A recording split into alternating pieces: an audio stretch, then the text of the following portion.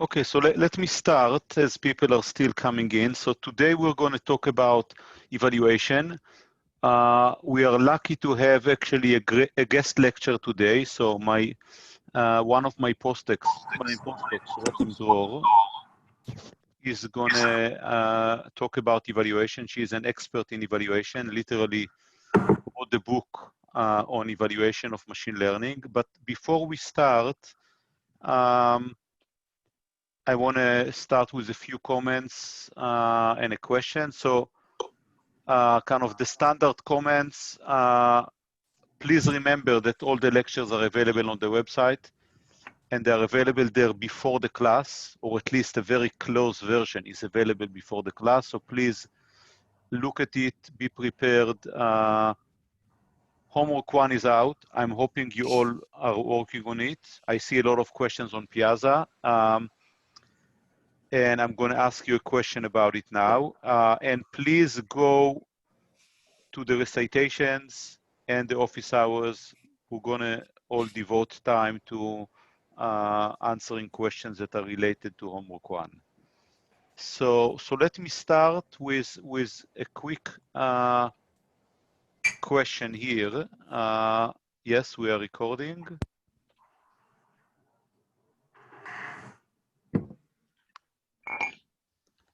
It's a question about where you are on homework 1. Let me just stop the responses for a second so I can see how many responded.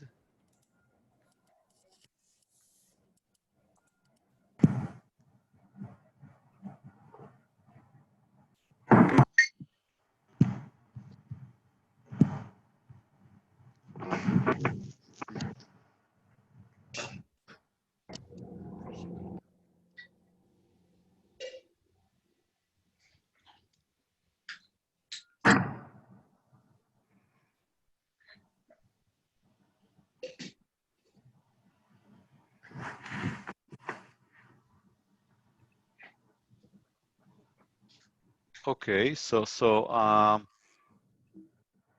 I'm glad to see that there's a lot on ABC. I did not expect that you will not have questions. So I think most of the questions are answered in the body of the homework, but definitely ask questions. And part of our job is to respond quickly and try to clarify things. I'm not so happy that we have 20% of you that are in D&E. Please start working on it because it could take some time. Okay, so I'm going to stop here sharing my screen and let Rotem share her screen and start the lecture for today.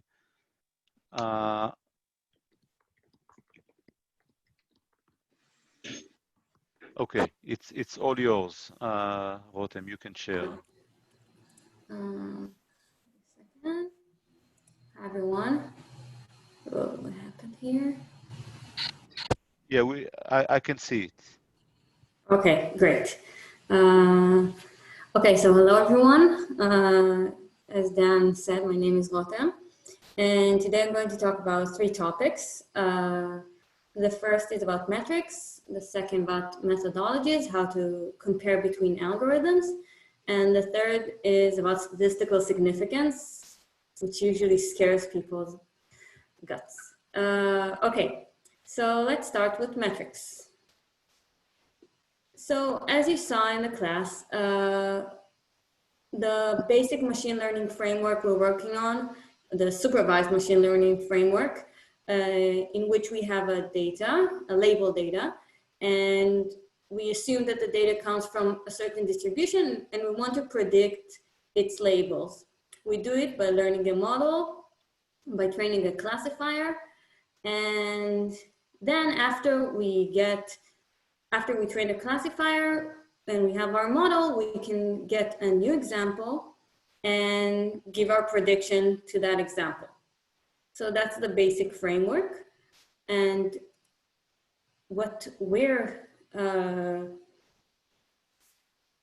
want to know in this class is, okay, so we have a model. Is it any good? How do we measure its performance? And How do we understand if we have like a competing model, which model is better? Like say if we want to publish a paper and we have a new model, how do we say if our model is better than the current state of the art? Okay. Okay, so you've already learned that we don't only have a training data, we used to train the model, we also have test data. And we often also have a development set for which we use to calibrate and tune some hyperparameters. So I see here that you're asked in the homework to present your result on the training. Could someone say why?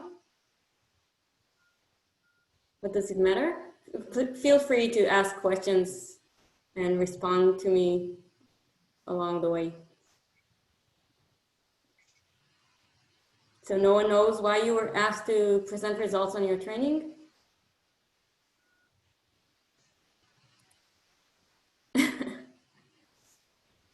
Why is it important that our model will perform well on the training data? So we can then apply it to future data sets. That would be the answer to why does it need to be good on test data? Why does it need to be good on the training data? Well, if it's not good on the training data, then why would you even use it, right? Okay, yeah, and also I will combine it to the response I got earlier. Then if it performs well on the training data, then we assume that it will also perform well on the test data because we assume that both data sets are coming from the same distribution. So, and also, why would we train a model that doesn't perform well on the training data? Because that's the whole task we want to do. Okay, so usually, and when we deal with binary classification, we do something, we measure our performance using accuracy. What's accuracy? It's just the number of, the percentage of correct prediction we have made, either positive predictions or negative predictions, if we have two classes. And the error is 1 minus the accuracy. Listen, you're not on video. Sorry? Okay.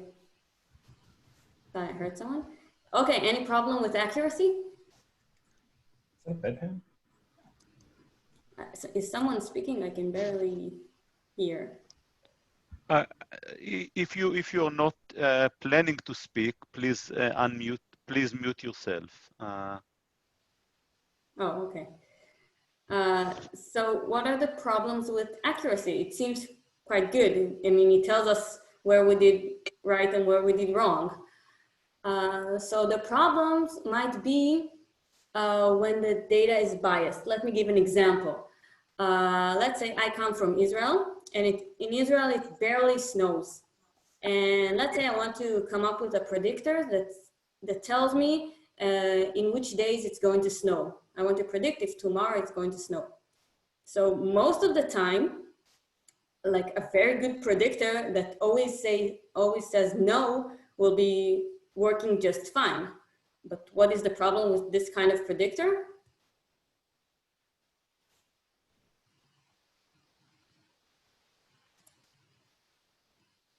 It will never say it's going to snow, and it rarely, but sometimes it snows in Israel. So I wouldn't want to use this model that always says no, although its accuracy is like 99.9%.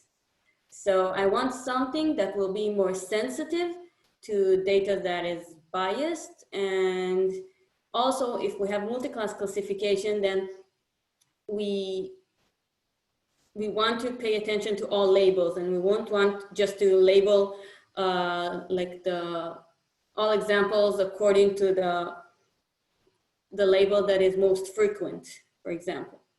So we will use two more metrics that are called recall and precision, and I will define them now. What? Sorry? Oh, someone is talking.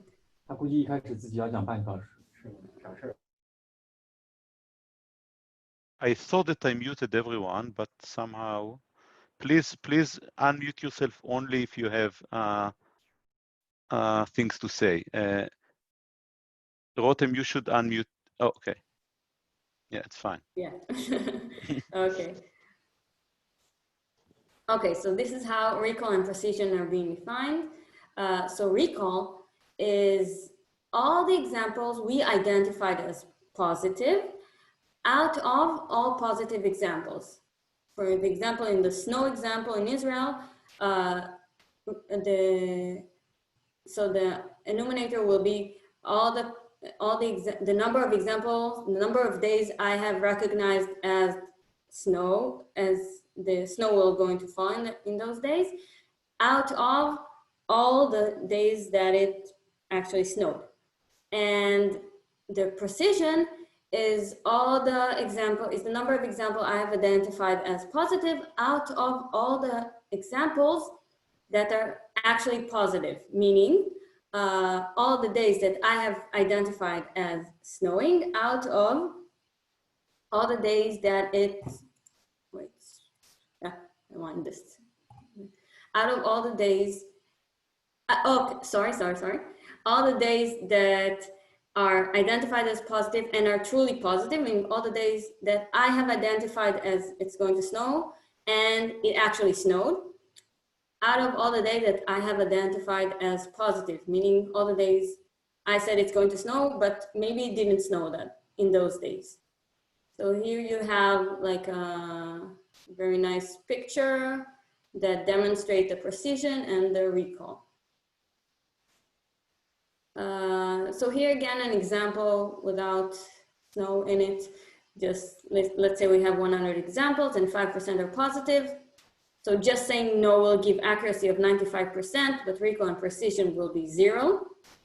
And if we predict some positive examples, and let's say we are correct in only 2 out of the 4 predicted positives, then our accuracy will be also 95%, but our recall and precision will be higher than 0. So this model is much better than this model, this predictor.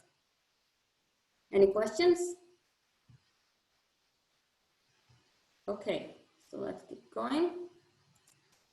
Okay, another way to depict our recall and precision is using this table where you have here the actual class and the predicted class.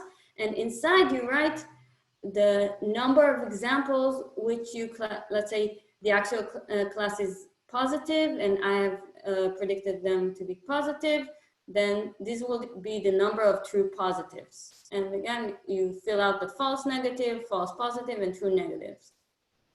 And the accuracy according to this will be true positive plus true negatives divided by all the examples. The precision will be this true positive divided by this column.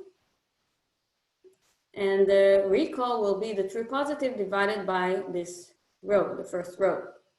So again, it's another way to just depict the concept of precision and recall, if you don't remember it. And it also, it's quite nice to do it in a multi-class, in the multi-class case, where you have the ij cell indicate how many I labeled example were predicted to be j. Okay. I have a quick question. Yeah, sure. What is the distinction between precision and recall and sensitivity and specificity? So precision is sensitivity. Recall is what was the other concept you said?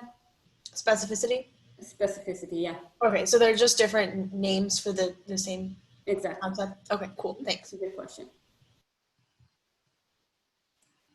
Okay, so another thing we want to do is maybe plot the recall and precision, just so that we have it like, we have like a figure to demonstrate the model performance. We can do so by plotting a recall precision curve, which is stated here, or something that's called ROC curve, which is pictured here. How do we do it? We can take our data set and try to change the classification threshold. How do we do it? Let's say we have we have like n positive examples and m negative examples. We can change the number of positive and negatives. Let's say, for example, if we want to see how the model performs with 0 recall, we will have no positive examples. And with recall 1, all the examples will be positive. So we just change the labels of the of our examples and see how the model performs on each classification threshold. We can do it by measuring the precision and the recall, which is demonstrated here by the precision and recall curve. And we can do it by measuring only the true positive and the true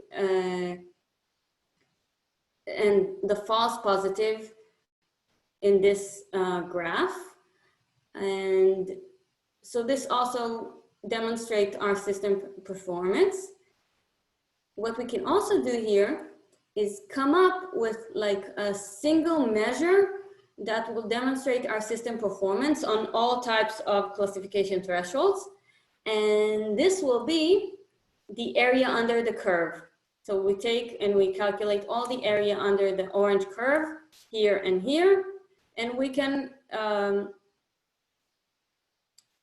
state that our system performance is, I don't know, just calculate the area AUC of ROC curve, ROC AUC, or recall precision AUC. So this is a way to just demonstrate your system performance, your model performance with a single number, and not use like 3 numbers, which are accuracy, recall, and precision. Another way to combine the recall and precision into a single measure is to use the F measure. The F measure is defined as follows. And the most commonly used beta value we use is F1, which gives exactly the harmonic average between recall and precision. You see here in the denominator, if I put beta equal 1, then I get equal weight to both precision and recall. This is a very common metric that most people use. Usually, instead of reporting just accuracy, recall, and precision, you sometimes see accuracy and F1, or just F1. But again, you can use only precision or only recall. It depends on the data set, it depends on the situation you're facing and what's important to the evaluator to see. Okay, so these are the metrics. Are there any questions about them? Okay, so I'll keep going. Now we're going to talk about methodologies. So we know how to have a number that says what our system performance is. And now we want to be able to compare between 2 systems. Like, let's say we have 95% accuracy on one system and 96% accuracy on another model. Which one is better? Okay. So again, training accuracy is only used to like self-evaluate your model. It's not used to compare between 2 models, 2 classifiers. But you should have high accuracy on your training just to see that the model performs well and it doesn't like do whatever it wants. So let's assume we have accuracy on our test data sets. It's good, but again, it has its issues. And when we have, okay, so let's just talk about it for a second. Let's say we have accuracy or F1 or recall or precision on our test data sets. Why isn't this enough to compare between 2 classifiers?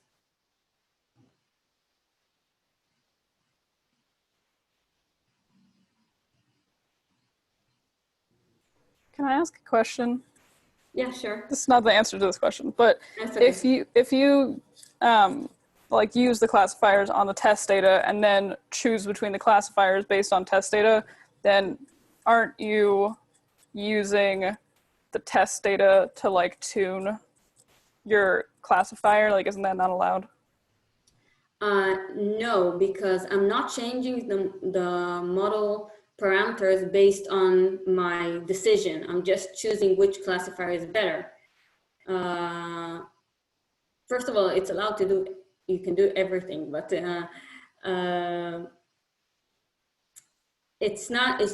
we use our test data just to see how the model performs on the real world. So in the real world, where you compare two classifiers with using your test data, you just see, okay, I give both classifiers the same exam, and I want to see which one performs better. It's not used to change the model itself, I mean, the training data sets and the development data sets are used to change the model itself. They're used to train the model or change its hyperparameters. But when I choose a better classifier, I don't change the model. I just say, okay, this one is better, and that's it. This is very important. It's a very important thing to do, because we want to advance science, and we want to come up with models that gives higher performance. Like, let's say if you're running a company, you want things to work well. So you want to choose the better model to sell to your client. But we don't change the model itself based on the test performance. Is that clear?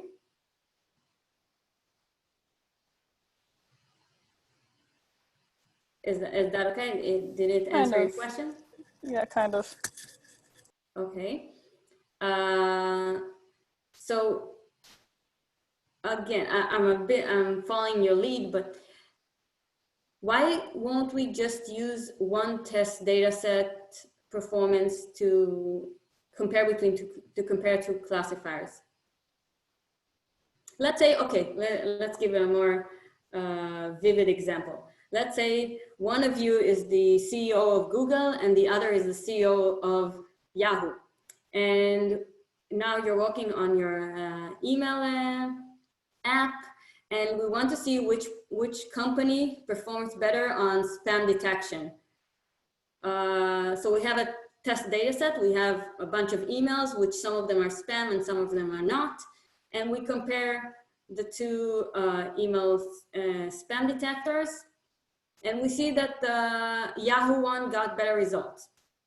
Will that, as clients, convince you to use Yahoo Mail instead of Gmail? No, I'd say that there could be potential bias in the test set, and you want to see like reproducibility. So some sort of cross-validation or repeated measure testing. Exactly, very good. So just one test data set is not enough to show result, because the performance could be just coincidental or unique to that specific test data set. We want to say something stronger about our model ability or model performance. So now I will talk about cross-validation or k-fold cross-validation.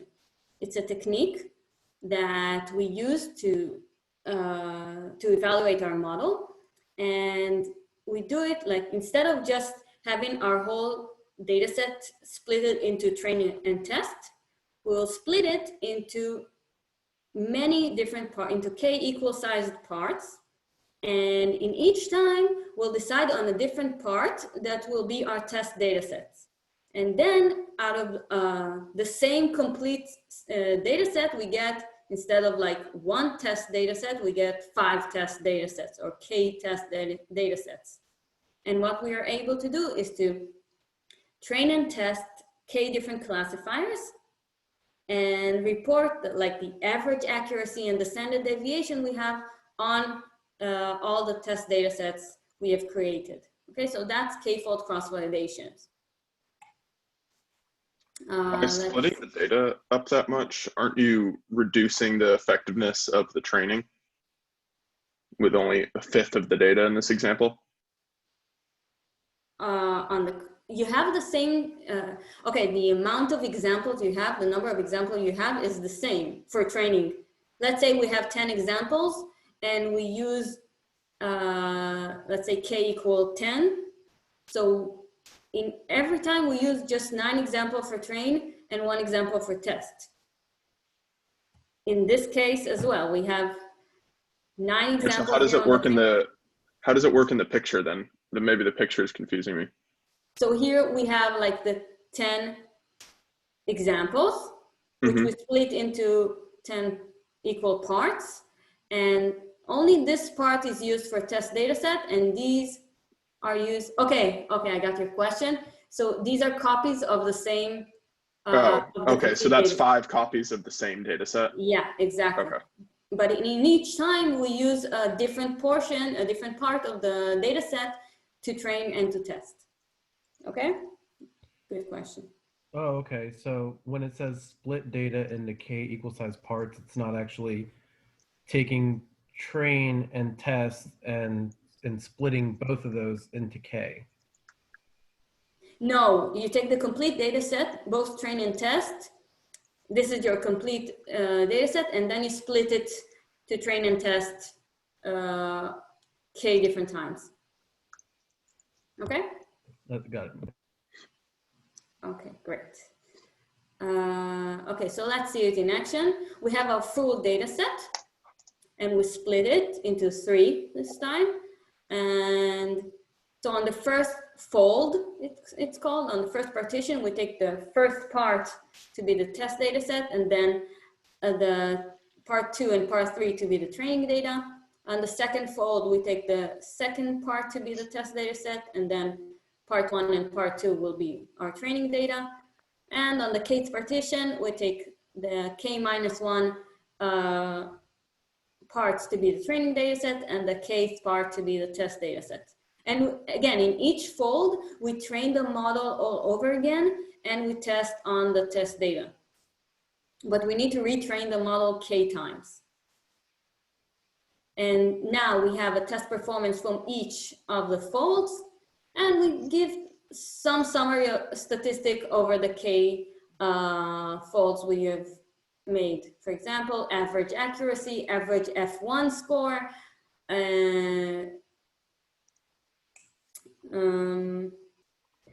standard deviation of the accuracies, and etc. Okay? Now, there is one problem here, which will be to determine which k will we take, how many folds are we going to do. They usually make k equal 5 or 3. This is the common values. And there is, when you take k equal to n, the number of examples you have, it's called leave one out. Why? Because in each time you have only 1 test examples to test on. In each time you take another example as your test data set and you test only on this example. So this is called leave one out cross-validation. And this will give you a more robust performance measure of your model than just taking 1 data set and measuring your performance on it. Okay. You can also do cross-validation repeatedly by just shuffling the order of examples in each time and then do k-fold cross-validation as is depicted in this figure. And then you get more test performance to choose from, and you can compute the average accuracy over all shuffles, or just take average from each shuffle and then average, and then I don't know whatever you want. Take the median accuracy and whatever. Okay, it all depends on what you want to demonstrate. So A and B are repeated in a loop several times, or however many for key trials? You shuffle your data set and then you perform k-fold cross-validation. You partition you have a partition of your data set according to k, and you do k-fold cross-validation, and then repeatedly you shuffle the complete data set. You have here a different order, so your partitions will be different, and then you perform again k-fold cross-validation. Yeah. Thank you. No problem. Okay. I have a question about leave one out. Yeah, sure. So couldn't you argue that using some sort of shuffled cross-validation is actually better than leave one out, even if it's, using more training data, because the test set is only one example, so it could be very noisy. So Okay. each test score that you get is actually very noisy because there's only one example. Is Okay, that true? so this depends on, when you say better, it has several, I can interpret it in several meanings. It depends on your constraints, actually. Let's say your model takes a lot of time to train, and you don't have the time to shuffle all or let's say the model takes a lot of time to produce an output. So maybe leave one out is better in this case. But if your model takes longer time to train, then maybe this option is better. But if time is not necessary, so maybe you can also do leave one out k times. Like wait, just no, you don't want to do that because it will be the same. It actually depends. I think it depends on how many, how much time it takes to train your model. If you have a lot of time, then maybe what you're saying is true. I'm not sure. Okay, thanks. It depends. It's not really, I can't really say a concrete answer to your question. Yeah, no worries. I just heard, from my advisor and from other postdocs in my lab that they prefer not to use leave one out because the test set or the size of the test set creates a lot of noise when, computing some sort of summary statistics for each fold. Yeah, you could get like a higher standard deviation if you do it one fold, but it also like prepares you for the worst. So it's like the better generalization model. If you perform well on a one-fold cross-validation, then, excuse me, not one-fold, n-fold cross-validation, your model is very strong. But how can you determine that it's very strong if you only have one test observation that you're testing on?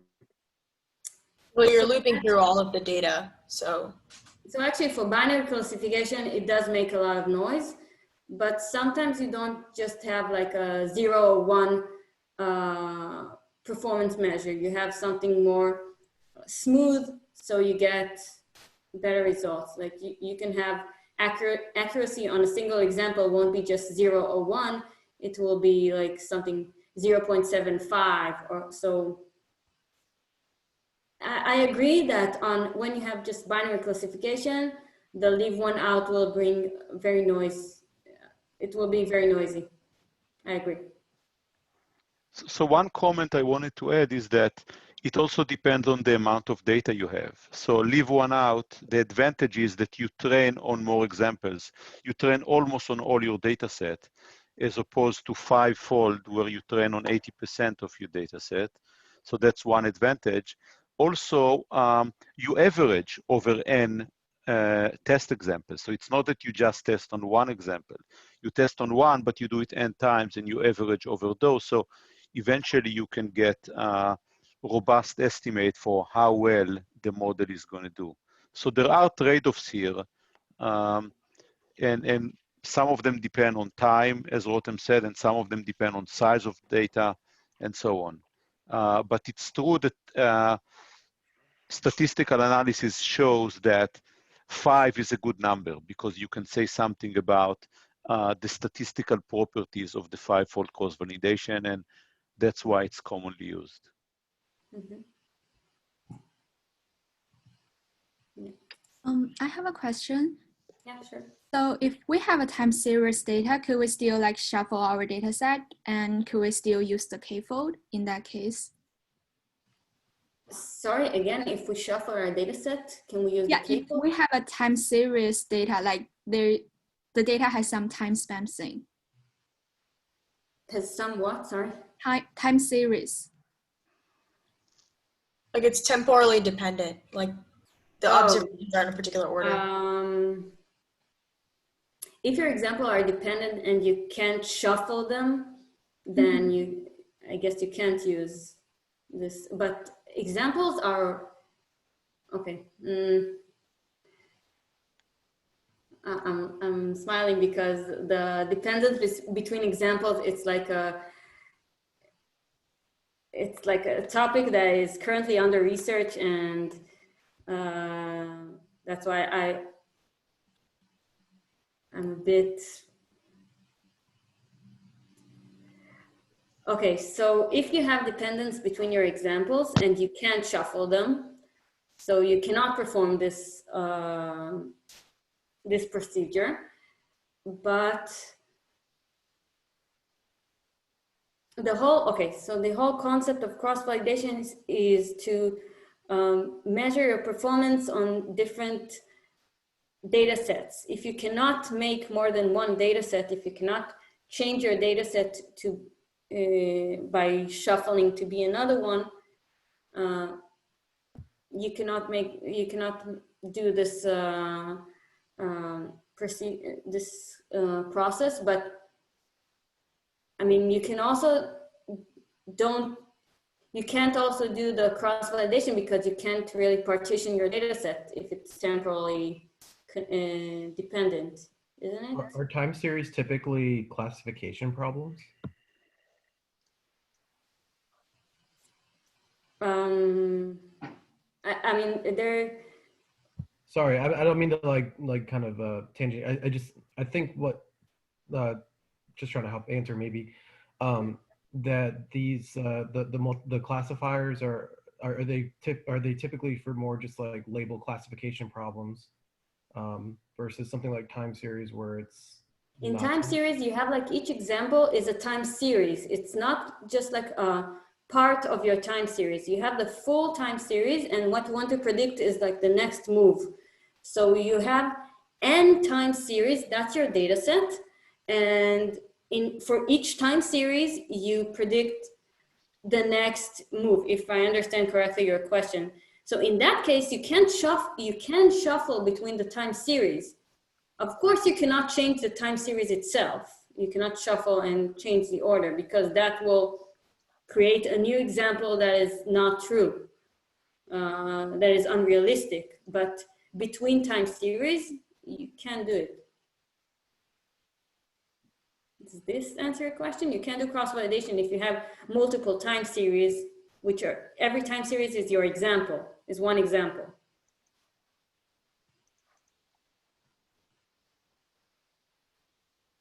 I hope this answered. Okay. Thank you. Oh, no problem. Okay. So again, this shuffling procedure and the cross-validation procedure both create dependency between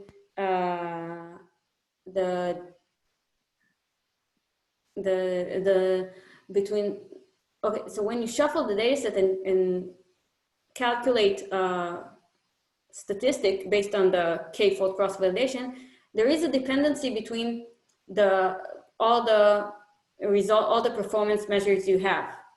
So in that case, we need to do something to make count of that dependency between them. And we will see it in the next slides where we do paired summary statistics. Well, I'll talk about it later. Okay, another version of cross-validation is where we want to show how our model faces different sizes of training data sets. So what we can do is in each time choose a different data set according to size, increase our training data set size, and we can plot like a learning curve that will say how well our model performed when it tested on n examples, I'm sorry, n minus m examples and m examples as test set. So of course we expect the learning curve to increase as we get more training examples.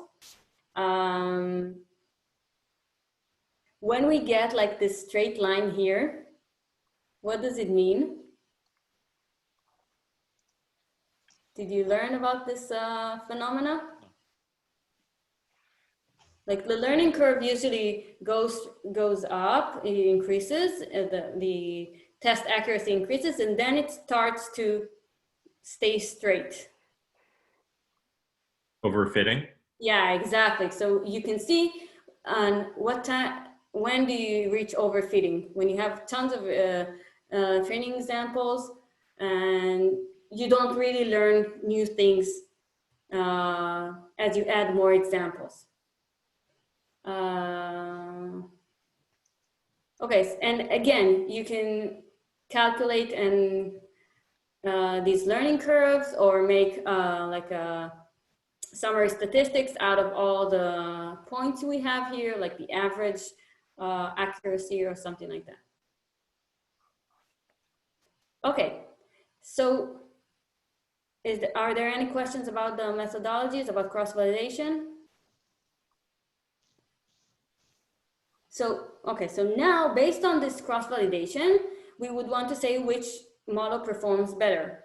And we said that it should be enough because we have enough information about our model performance, right? We have for each fold, we have like the difference in accuracy between model A and model B, and we want to decide which one is better. But, okay, so let's say our average difference in accuracies was 1%. Is that enough to determine that model A is better than model B?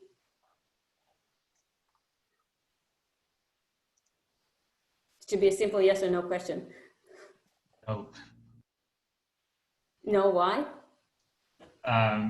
Because you don't know if the difference is significant or not. I could barely hear you, but I'm saying that because we cannot know the difference is significant or not. Why can't we know if the difference is significant? Let's say 1%. Is it significant? I mean, you should know the standard deviation, and you should be sure that statistically the difference is significant. Okay, so we need something else besides just the difference in accuracies. Exactly, standard deviation is a good example, because if our standard deviation is like 3%, then a difference of 1% is not enough. So what I want to talk about now is something called significance tests, which is a way of measuring if our difference is significant enough to say that one model is better than the other. So we'll do so by a procedure called hypothesis testing. Now, I don't know how many people here learned statistics, so I'll explain it very thoroughly, and if you have any questions, please feel free to just jump in. Okay, so we want to claim that, let's say our model is model A and model B is the current state of the art. We want to say something about whether model A is better than model B. And of course, our wish will be that model A is indeed better. So there is the current state of the world, which states that there isn't any difference between A and B. And what we want to do is refute it, is we want to reject this hypothesis, and we want to come up with our new alternative hypothesis that our model is better, or that, that both classifiers do perform differently. So the current state of the world is called the null hypothesis, which is, it's denoted by H0. And this will be like what we want to reject, the contrary of what we want to show. And the alternative hypothesis is what we want to demonstrate. It's called H1. And what are we doing in order to decide which hypothesis is true? Is we do a test. Let's say we do cross-validation on our test data sets, and we calculate some statistics like the average performance, the average accuracy, or the F1 or whatever, according to the measures we learned before. And we want, based on these test results, to be able to determine which hypothesis is true. If the null hypothesis is true, or can we reject it? So this will be our hypothesis test. Here we see, let's say M is the difference between the performance of both classifiers. So the null hypothesis is that there is no difference between the performance of both classifiers, and the alternative hypothesis is that there is a difference between them. Okay?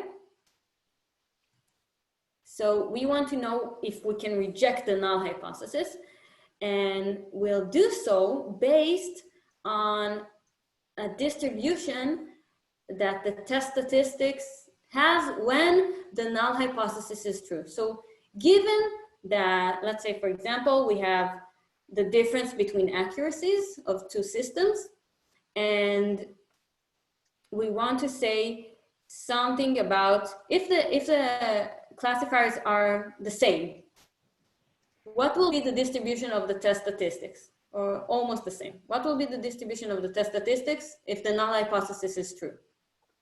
It's expectancy. What would it be?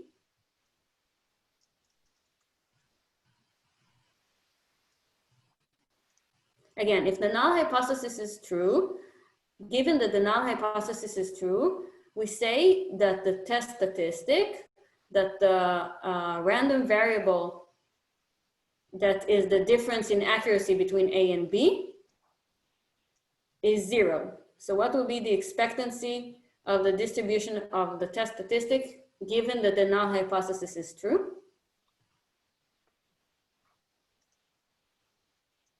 What will be the average value we will expect to have? 0. 0. 0, exactly. It's not we would expect something to be distribution around 0, and if the systems are actually almost the same, what we expect to see from both sides of 0, we would expect to see something symmetric. Let's say there is an equal chance that system A is better and system B is better, right? So we get like a bell curve around 0, depends on the standard deviation, right? This is given that the null hypothesis is true. Okay, so this is the distribution of the test statistics if the null hypothesis is true. Now, is this clear?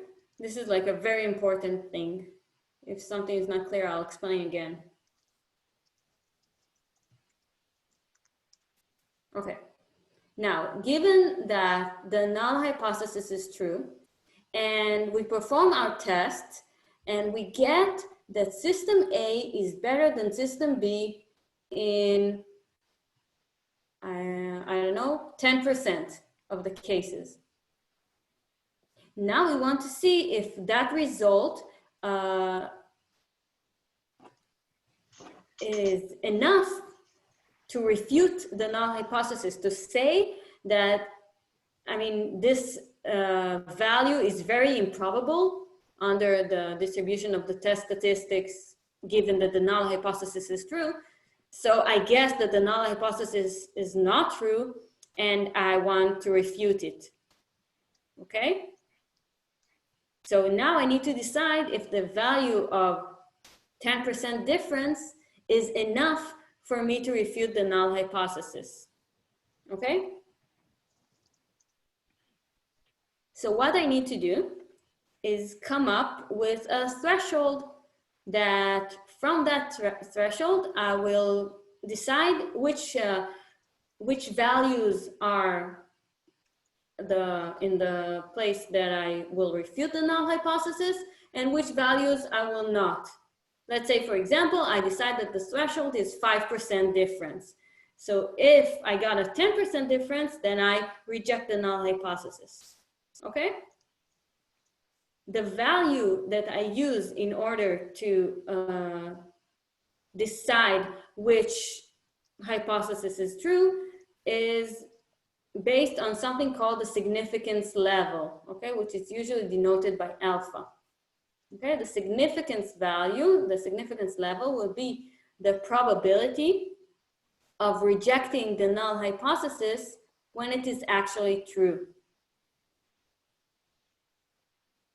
Okay, maybe I'll add it here. I'll add it. Are there any questions? I have a more concrete examples afterwards. Okay. So based on the significance value and based on the distribution of the test statistic under the null hypothesis, I can decide for which values of M I'm going to reject the null hypothesis and for which values I'm not going to reject it.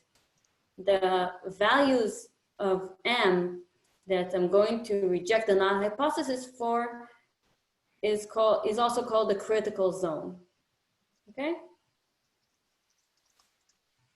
There is another alternative to decide whether to reject or not reject the null hypothesis. And it is something that depends on something that is called the p-value. Let's say we have the distribution of the null hypothesis, of the test statistic under the null hypothesis, and we get a certain value when we did our test on our data set. And now we can calculate the probability of observing a value as big as the value we got on our test data set, given that the null hypothesis is true. Let's say if the probability of observing a 10% difference in accuracy is very, very, very low, given that the null hypothesis is true, meaning given that both systems are actually the same, what will I want to do?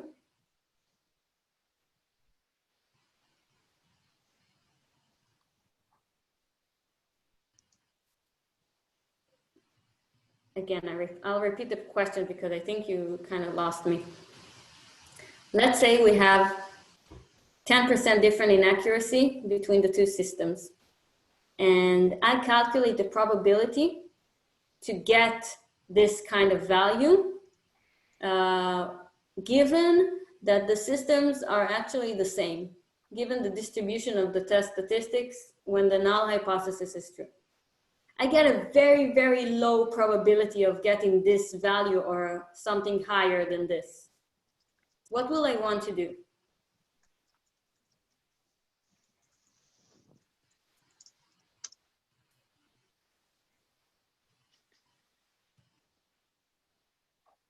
Okay, so I'll answer. Obviously, I would want to reject the null hypothesis because if this value that I got on my test data set is very rare and it's almost impossible for the difference to be 10% when the systems are the same, then obviously the systems are not the same and the null hypothesis is not true. So another alternative for rejecting the null hypothesis is to calculate this probability, the probability of observing a value as big as I got in the test in experiment, given that the null hypothesis is true. And if this probability is smaller than alpha, my significance level, then I would reject the null hypothesis. Let's see an example, and I would say. Okay, so let's say that we want to see if after the class, if getting up from our chair and exercise will help us lose weight. So the null hypothesis is that exercise does not affect weight loss. It's like, it's like the thing that if I don't want to do anything, this is like the way the things are going to remain. So the null hypothesis is that exercise does not affect weight loss. And what I want to prove is that exercise does have an effect on weight loss. So this will be the alternative hypothesis. Now, how will I determine if the null hypothesis can be rejected?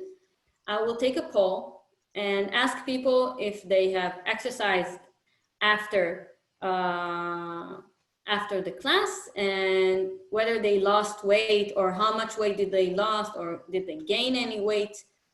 So I'm taking this poll from all the students in the class, and now I have my results. So the test statistic would be something like either the number of people who lose weight or the amount of weight that was lost from all people together, or the average amount of weight that was lost from all the people, something like that. That would be our test statistic. And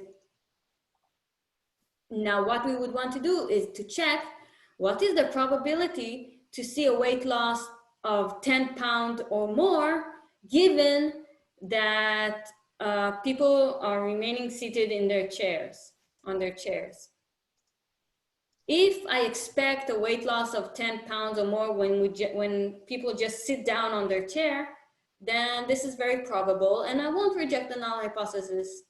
But if this probability is very, very small, let's say it's less than 5%, then I would say, okay, I guess that this weight loss was just the consequence of people getting up and starting to exercise and not just sitting down on their chairs. So I would reject the null hypothesis. Is that more clear after this example?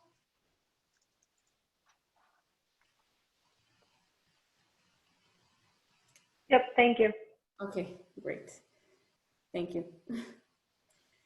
Okay, so now what I'm going to talk about is how to perform this statistical test. I talked a lot about distributions and whether to calculate the p-value probabilities. And so now I'm going to be more specific about how to calculate the distribution of the test statistic under the null hypothesis and how to decide whether to reject or accept the null hypothesis. So let's start with a test that's called the pair t-test. And I guess that most of you have heard of t-tests because it's very, very common. So a t-test or a pair t-test in our example is a test that's used to compare between population means, okay? And this is very suitable for our case. Why? Because what we want to do, we want to compare between two classifiers. And what do we have?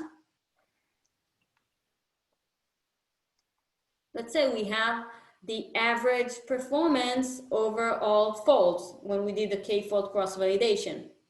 Okay, so we want to say something about the mean difference between system A and system B. And in our case, the samples are paired, they are dependent. Why?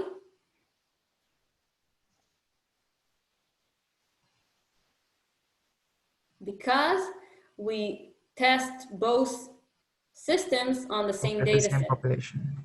Hmm? Because we're testing them over the same population or data set. Yeah, exactly. We do the same cross-validation over the two models, and so hence they are dependent. It's this exactly same data set. Let me give you an example of a non-paired test. Is when you want to see if a medicine has an effect on people. So we test on one population and on a second population. And of course, people are independent of each other. So we get two different results, let's say from two different medicines. So in this case, we will not do a paired t-test. We'll just do a regular t-test. But in machine learning, most of the times we want to compare between the performance of two algorithms. So we do have a paired situation. Okay, so what the paired t-test does is calculate the test statistics that is here, where delta is the mean difference from all folds, and delta I is the difference between A and B on the ICE fold or the ICE data set. Okay, so this is our test statistic. Now, this test statistic distribution, given that the performance of model A and model B are the same, we can say that it has a distribution that is called t-distribution, okay? The t-distribution looks almost like a normal distribution, a Gaussian bell, just with the difference that the tails don't go to infinity, they stop at some point. So we have the distribution of the test statistic under the null hypothesis, and now what we want to do is decide based on the observed test statistics whether to reject or accept the null hypothesis. Our null hypothesis is that the expectancy of the difference is 0, and our alternative hypothesis will be not 0. Yeah, exactly, not 0. So what we need to do in order to actually decide is to calculate to estimate the variance and to calculate where is it? To calculate this statistic. We'll see it in just a bit. Okay, M is defined as here, S is the estimated variance, and N is the number of examples. And if this statistics lies between these values, okay, we accept the null hypothesis. If it's bigger than this value or smaller than this value, we reject the null hypothesis because this is the reject zone according to the test statistic distribution under the null hypothesis. Now this is the quantile values of the t-distribution. Alpha is our significance levels, and N again is the number of training data set of test data sets. Number of test examples. Wait a second. No, I'm sorry. N will be here the number of times we did cross validations, the number of estimates we have. Now, if we want to know these values, we go to the t-distribution table, which is here. You can also find it online very easily. Just write t-distribution table. And you see here, this will be the number of degrees of freedom. So based on this, we go here. Based on alpha, let's say alpha is 0.05, so it's here. If we have 13 degrees of freedom and alpha is 0.05, so 1.7 will be this number, and minus 1.7 will be the other number. So if this test statistics lies between these two numbers, then we would accept the null hypothesis. Otherwise, we would reject the null hypothesis. Okay, so the whole procedure is very technical. It's not really, but the concepts are quite hard to grasp. So let's do an example, okay? So I would appreciate if you like do it on a, I don't know if you have a paper near you or something like that. You really don't need to calculate a lot. We'll do it together. So let's say that we want to see if we have a difference in the downtime of computer systems between the first year and the second year. And we have 6 branches. And in each branch, we have calculated measured the time in how hours it takes for the computer system to shut down. So we have 40, 30, blah, blah, blah, blah, blah. And now we need to compute the test statistics based on the pair t-test. The first thing we'll do is to calculate the difference, okay? And the second thing we'll do is to calculate the square difference. Why do we need to calculate the square difference? Because it appears on the estimated variance. So I would recommend do such a table with your results, calculate the difference in performance between system A and system B, and then do the square. And then after that, we're summing this column and this column. This is what we need for our calculations. Now, for the pair t-test, so the sample size is 6 because we have 6 branches. The sum of differences, as we calculated in the table, is 37. The sum of square differences is 419. And we calculate the average difference, which is 6.1, and the standard deviation, again, based on what we have here, is 6.17. And now we can calculate the test statistics, the t-test statistics, which is this value is 2.445. And now what's the next step?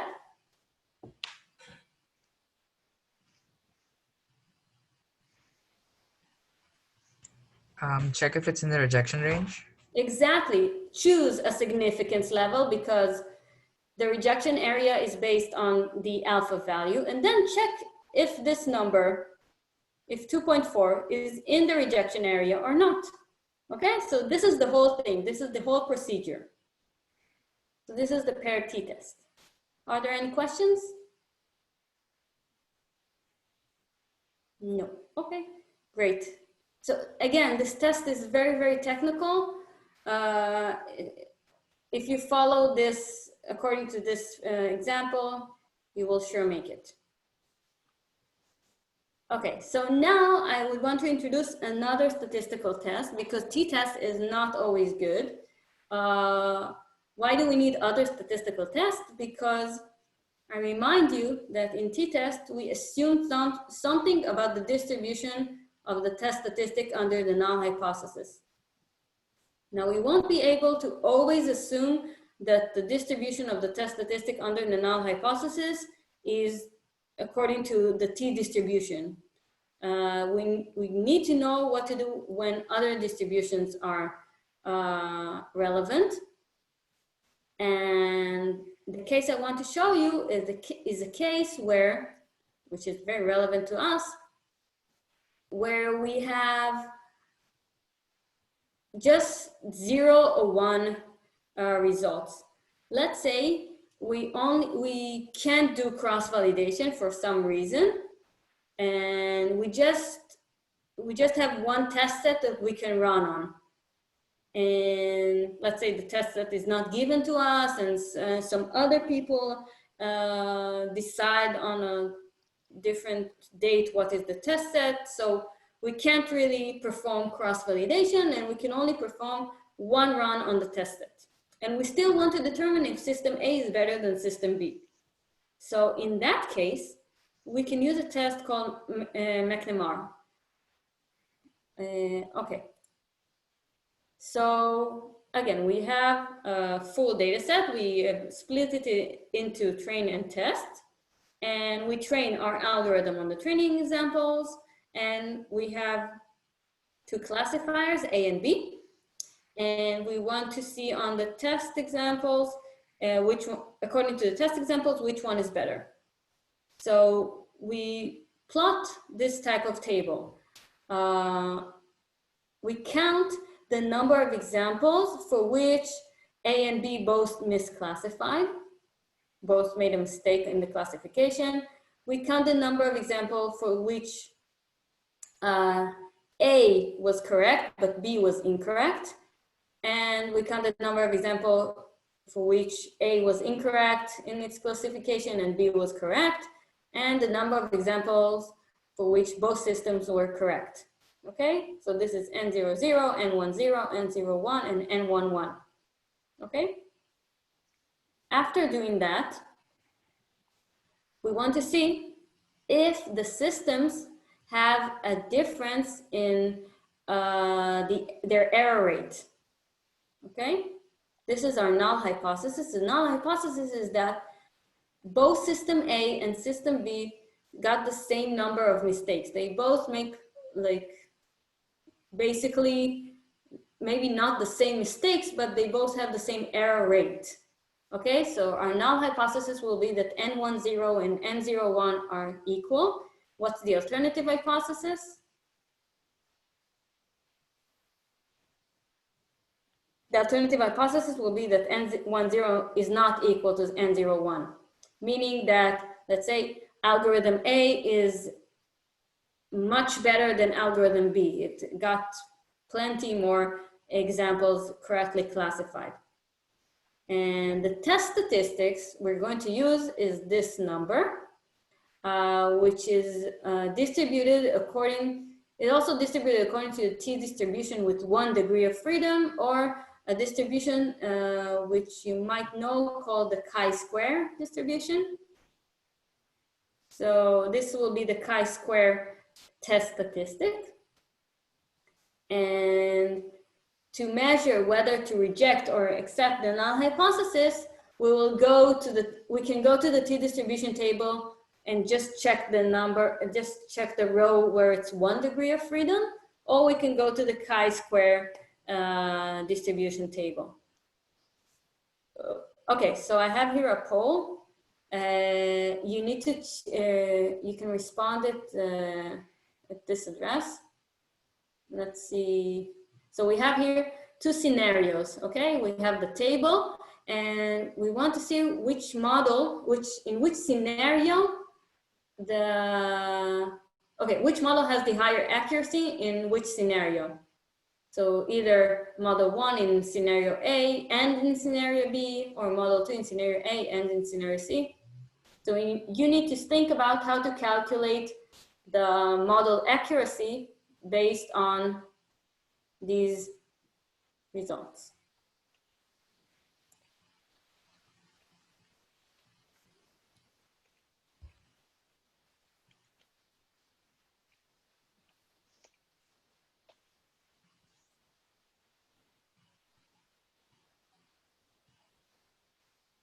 Is the poll up yet? What? Yeah, I don't see the question. Yeah, the poll's not up yet. It's up? Okay, yeah, someone responded. You have to go to a different Polev. It's not the system. Yeah, it's a different address. It's here. Sorry, I couldn't register to Dan's account. Yes, but it's up at that address.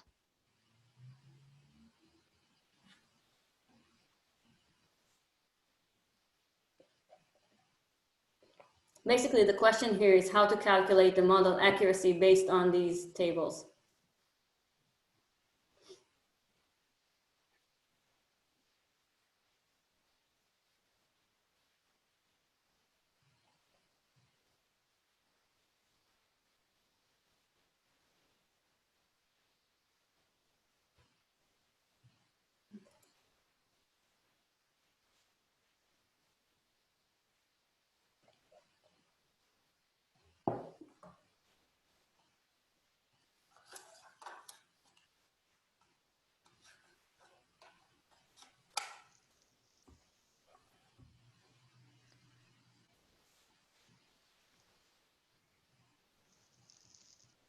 Okay, so we kind of got a result. Let's see, is there someone here that wants to explain how to calculate the model accuracy based on the, wait, people are, wait, I can't reach the,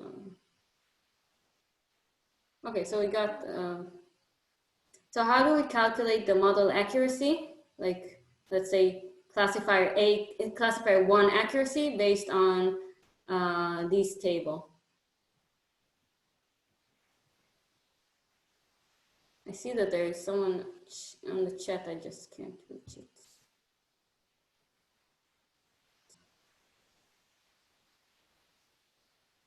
Okay, so what we want to do is to see how many examples correctly by each model. So let's say we get the first classifier. Here we know that classifier A was correct, classifier 1 was correct, and here we know that classifier 1 was correct. So the number of examples it got correctly are 11 plus 9959. Okay, so that will be 9970. And classifier B, so the number of examples it got correctly are 1 plus 9959. So that would be 9960. So here, which model is better?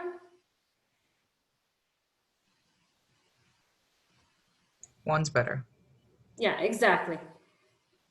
So this answer is incorrect. Okay? And again, we have here the number of correct example of A plus the number, oh, I'm sorry, wait. No, it's okay. So the number of correctly classified examples by A plus 25 plus 9945 and 15 plus 9945. Okay, wait, how do we, just a sec, sorry.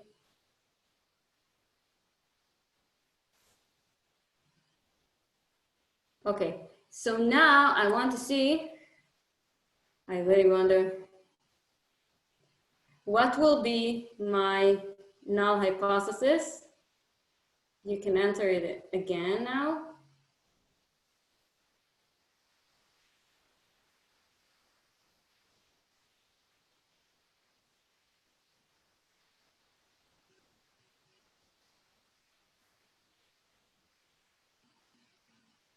The GT is greater than and LT is lower than.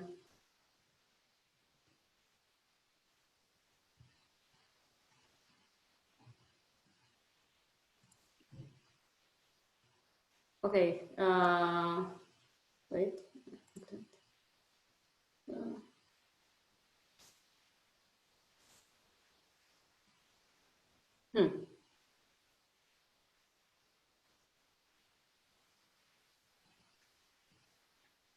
So I kind of don't understand why people answered B, because it is the same answer, but you were supposed to answer A. The null hypothesis is that both error rates are equal, and the alternative hypothesis is that the error rates are not equal. Okay, so let's get out of this poll. Sorry.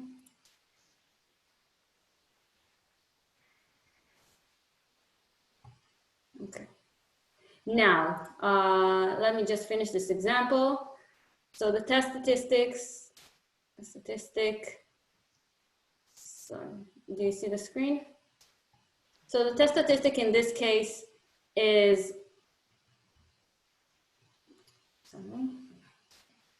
so the test statistic in this case is this chi-square value, and if we calculate it, we get 6.75 on the first case and 2.025 on the second case. On the first case, we can calculate the p-value according to this test statistic, and we get 0.0093. And we can calculate the p-value in the second case, and we get 0.15. And so in which scenario, if we have a significance level of 0.05, in which scenario will we reject the null hypothesis and in which scenario we won't?